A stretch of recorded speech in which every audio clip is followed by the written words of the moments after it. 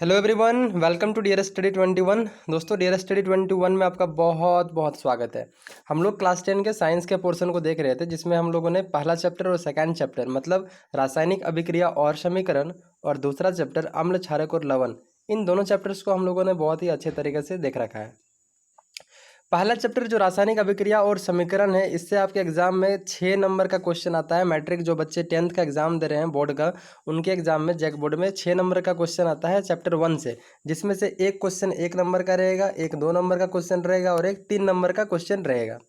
इसके बाद जो चैप्टर 2 है मतलब अम्ल, क्षारक और लवण, उससे आपके एग्जाम में टोटल 4 नंबर का क्वेश्चन पूछा जाएगा। 4 नंबर का जो क्वेश्चन होगा उसमें से एक 1 मार्क्स का क्वेश्चन रहेगा और एक 3 मार्क्स का क्वेश्चन रहेगा। तो लगभग 2 चैप्टर्स में आपके एग्जाम में 10 नंबर का क्वेश्चन आएगा, और दोनों ही चैप्टर मैंने बहुत ही अच्छी तरह से पढ़ा करके अपलोड किया हुआ है। जो बच्चे स्कूल वाले ग्रुप में होंगे उनको प्रिंसिपल सर ने लिंक भी सेंड किया है, तो वो ऊपर जा करके देखिए, सारी वीडियोस आपको मिल जाएगी। अदरवाइज मेरे प्लेलिस्ट में देखिए। और इसी तरह के लगातार सभी वीडियोस को पाने के लिए डियर स्टडी 21 चैनल को सब्सक्राइब कर लीजिएगा और बेल आइकन को प्रेस कर लीजिएगा, ताकि आपको जो भी वीडियो मैं अपलोड करूँगा ना, वो आपको अपने यूट्यूब स्क्रीन पर दिख जाएंगे। ठीक है, आइए वीडियो को शुरू करते हैं। आज हम लोग डिस्कशन करेंगे क्वेश्चन आंसर। मतलब मैंने चैप्टर 1 जो रासायनिक अभिक्रिया और समीकरण है, इस चैप्टर को बहुत ही अच्छे तरीके से एक्सप्लेन किया हुआ है अपने नोट्स के थ्रू, और आज हम लोग इस चैप्टर का क्वेश्चन आंसर करवा देंगे आपको। इस क्वेश्चन आंसर को करवाने के बाद उम्मीद है कि लगभग इस चैप्टर के सारी पोर्शन आपके क्लियर हो जाएंगे। आप थोड़ा सा बुक कंसल्ट जरूर कीजिएगा, बुक देखिए और पढ़ते रहिए, मुस्कुराते रहिए। चलिए शुरू करते हैं। सबसे पहला क्वेश्चन है, वायु में जलाने से पहले मैग्नीशियम रिबन को साफ क्यों करते हैं। ये क्वेश्चन बहुत इंपॉर्टेंट क्वेश्चन है और बोर्ड के एग्जाम में कई बार पूछा गया है। ठीक है, तो सबसे पहले देखिए, मैग्नीशियम रिबन आप इमेजिन कीजिए, मतलब सोच सकते हैं कि एक रिबन है। ठीक है, एक रिबन है मैग्नीशियम का, और ये इसके चारों तरफ क्या है, इधर हवा है ना। हवा है मतलब बहुत सारे गैसेस है, जिसमें से ऑक्सीजन भी है। तो एक रिबन है और इसके चारों तरफ हवा ही हवा है, ऑक्सीजन भी जिसमें है।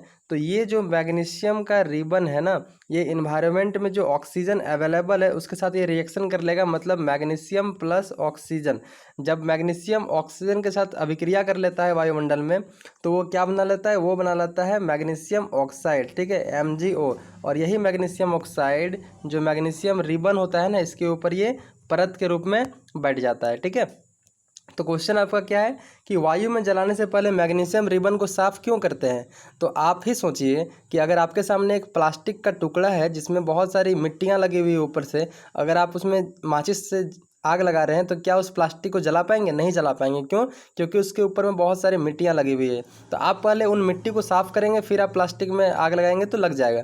उसी तरह से मैग्नीशियम रिबन जो था, उसमें अभी जो है इसके ऊपर में परत जमा हुआ है, एक परत मिट्टी जैसा। इसका नाम क्या है? Magnesium oxide. मैग्नीशियम ऑक्साइड मतलब जब मैग्नीशियम रिबन वायुमंडल में होता है, तब ये वायुमंडल में उपस्थित गैसों मतलब जैसे ऑक्सीजन के साथ अभिक्रिया करके मैग्नीशियम ऑक्साइड का परत बना लेता है अपने ऊपर। और इसीलिए मैग्नीशियम ऑक्साइड का परत को साफ करना, मतलब मैग्नीशियम रिबन को साफ किया जाता है जलाने से पहले, ताकि ये ठीक तरह से जल सके। क्लियर है? उम्मीद है आप क्लियर कर पाए होंगे। हम लोग नेक्स्ट क्वेश्चन की ओर मूव करेंगे।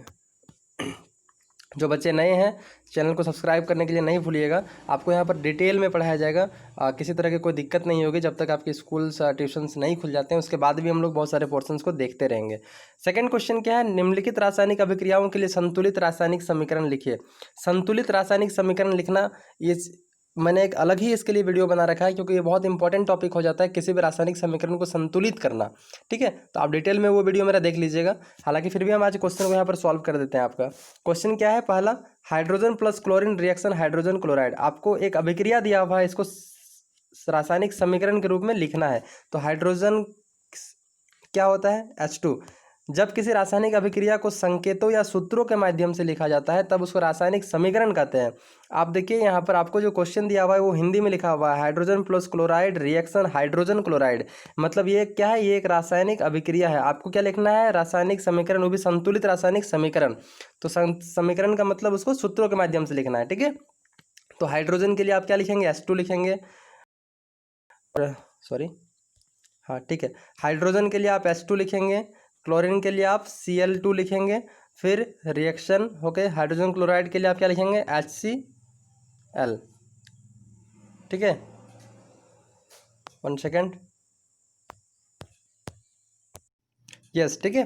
तो H2 प्लस Cl2 रिएक्शन करके क्या बना लेगा, हाइड्रोजन क्लोराइड मतलब HCl का फॉर्मेशन कर लेगा।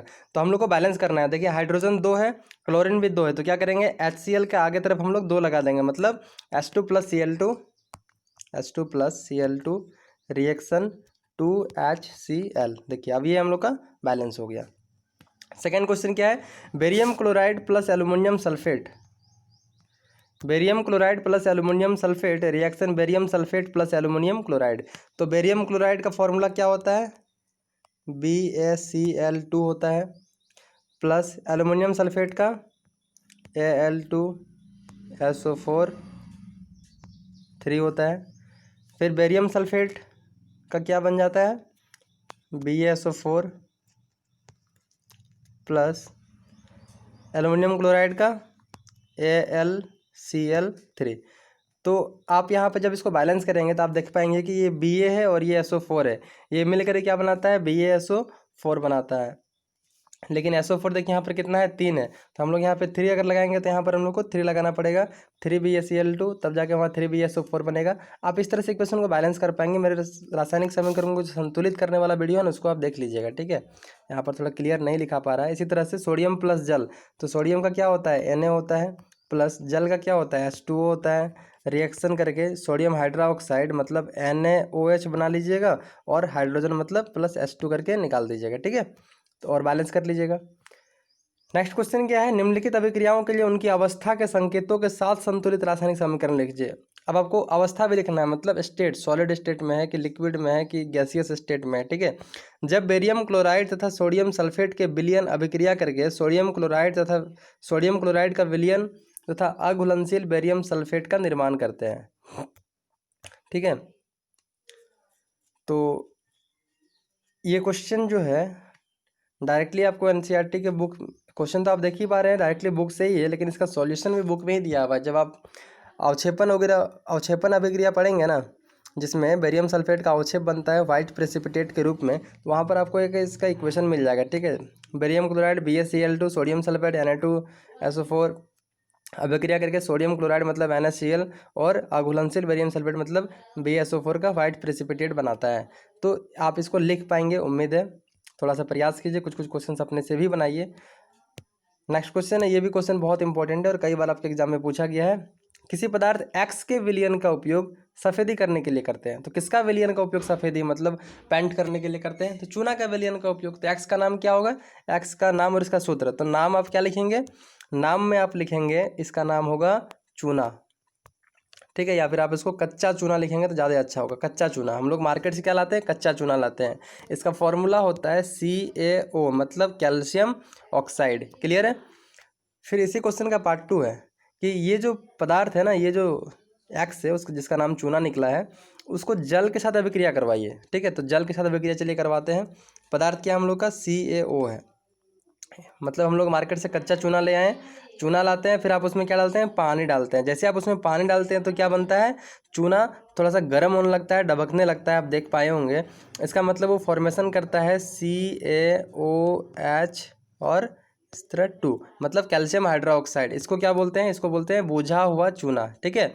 CaOH2 मतलब बुझा हुआ चूना, CO मतलब कच्चा चूना। ये क्वेश्चन भी हम लोग का क्लियर हो गया। और लास्ट क्वेश्चन देख लेते हैं। एक क्वेश्चन है, जब लोहे की कील को कॉपर सल्फेट के विलयन में डुबाते हैं तो विलयन का रंग क्यों बदल जाता है। ये क्वेश्चन बहुत इंपॉर्टेंट है। और जब मैंने आपको इस रासायनिक अभिक्रिया और समीकरण इस चैप्टर का जब पहला वीडियो मैंने आपको बताया है, उसमें सारी क्लियर से कि जो विस्थापन अभिक्रिया, उसमें मैंने आपको डिस्कशन किया था। विस्थापन अभिक्रिया में आपको एक एग्जांपल दिए थे हम, जिसमें ये बताए थे कि देखिए कैसे एक ज़्यादा रिएक्टिव या ज़्यादा पावरफुल एलिमेंट आकर के किसी वीक या लेस रिएक्टिव एलिमेंट मतलब कम सक्रिय धातु को उसके जगह से हटा करके खुद उसका स्थान ग्रहण कर लेता है।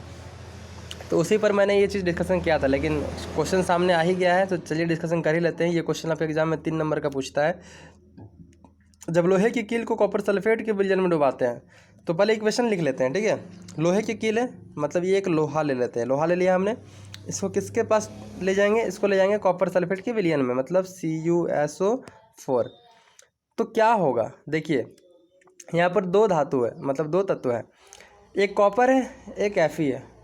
ये जो Fe है हम लोग का मतलब जो ये जो लोहा है, 1 सेकेंड, ठीक, ये जो हम लोग का Fe है ना, ये कॉपर से ज़्यादा ताकतवर एलिमेंट है, आप इस तरह समझ सकते हैं। मतलब ये ज़्यादा उससे क्या है, रिएक्टिव है। तो Fe कॉपर से ज़्यादा रिएक्टिव मतलब ज़्यादा सक्रिय होने के कारण क्या करेगा, Fe जो है कॉपर को उसके जगह से हटा देगा। मान लीजिएगा आप कुर्सी पर बैठे हुए हैं, आपसे कोई सीनियर हैं, आपको उस कुर्सी से हटा दिए और वो खुद उसी कुर्सी पर बैठ गए, तो इसको क्या बोलेंगे, विस्थापन अभिक्रिया। तो उसी तरह से यहाँ पर Cu को उसके जगह से हटा करके Fe वहाँ पर बैठ जाता है और क्या बना लेता है, ये बना लेता है आपका FeSO4। ठीक है, FeSO4 बना लिया और Cu अलग से निकल जाता है प्लस में। देखिए, तो जब ये कॉपर सल्फेट CuSO4 के रूप में था ना, इसका कलर कैसा था, इसका कलर था ब्लू, मतलब हल्का नीला कलर का। लेकिन जैसे ही ये FeSO4 बना लिया, लोहा जब उसको विस्थापित कर दिया, तो इसका रंग क्या हो गया, इसका रंग हो गया आपका हरा कलर का। ठीक है, तो क्यों करता है, तो सिंपल सा बात बोलिएगा कि जब लोहे की कील को कॉपर सल्फेट के विलयन में डुबाया जाता है, तो विलयन का रंग इसलिए बदल जाता है क्योंकि कॉपर सल्फेट में कॉपर जो है वो लोहे से कम सक्रिय धातु है, जबकि लोहा कॉपर की तुलना में अधिक सक्रिय होने के कारण कॉपर को उसके जगह से हटा करके खुद उसका स्थान ग्रहण करके लोह सल्फेट मतलब आयरन सल्फेट का निर्माण कर लेता है, जिसके परिणाम स्वरूप विलयन का रंग हल्का नीला कलर से बदल करके हल्का हरा रंग में चेंज हो जाता है। और नीचे रिएक्शन लिख दीजिएगा, Fe plus CuSO4 reaction FeSO4 plus Cu। Clear है। नेक्स्ट क्वेश्चन, निम्नलिखित अभिक्रियाओं में उपचयित पदार्थों का नाम लिखना है। देखिए, उपचयित का मतलब क्या बताया था मैंने आपको, ऑक्सीडाइज मतलब ऑक्सीजन का जुड़ना, और अपचयन का मतलब बताया था रिडक्शन, मतलब ऑक्सीजन का ह्रास होना, मतलब ऑक्सीजन का घटना। ठीक है, तो देखिए यहाँ पर Na है और ऑक्सीजन के साथ मिल करके क्या बना लिया, ये Na2O बना लिया। मतलब Na अकेले था, यहाँ पर Na ऑक्सीजन के साथ जुड़ गया, मतलब इसका क्या हुआ, इसका हुआ उपचयित। क्लियर है, मतलब Na धातु जो है वो आपका उपचयित हो रहा है। क्लियर है। Number 2, CuO plus H2 reaction Cu plus H2O। देखिए यहाँ पर CuO था, यहाँ पर आके Cu बन गया, मतलब ऑक्सीजन हट गया, मतलब इसका क्या हो गया, अपचयन हो गया। तो आप इसको बोल सकते हैं कि Cu जो है, CuO जो था कॉपर सल्फेट, ये आपका Cu में क्या हो गया, अपचयित हो गया। क्लियर है। और यहाँ पर सिर्फ और सिर्फ H है और यहाँ पर H2O बन गया, मतलब वाटर इसमें ऑक्सीजन जुड़ गया। तो जब ऑक्सीजन जुड़ता है तो उसको क्या बोलते हैं, उसको बोलते हैं उपचयन। तो आप बोल सकते हैं कि ये उपचयित हो गया है। ठीक है, तो देखिए ये जो अभिक्रिया है इसका, इस अभिक्रिया में जो मैंने अभी बता रहा आपको, इस अभिक्रिया में अपचयन और उपचयन दोनों प्रक्रियाएं एक साथ हो रहा है। तो वैसी रासायनिक अभिक्रिया जिसमें उपचयन और अपचयन दोनों की क्रिया एक साथ होती है, उस अभिक्रिया को हम लोग क्या बोलते हैं, उस अभिक्रिया को हम लोग बोलते हैं रेडॉक्स रिएक्शन। ठीक है, रेडॉक्स रिएक्शन इसी को बोला जाता है रेडॉक्स अभिक्रिया। तो ये कुछ इंपॉर्टेंट क्वेश्चन थे जो आपके एग्जाम में बार बार पूछे जाते हैं।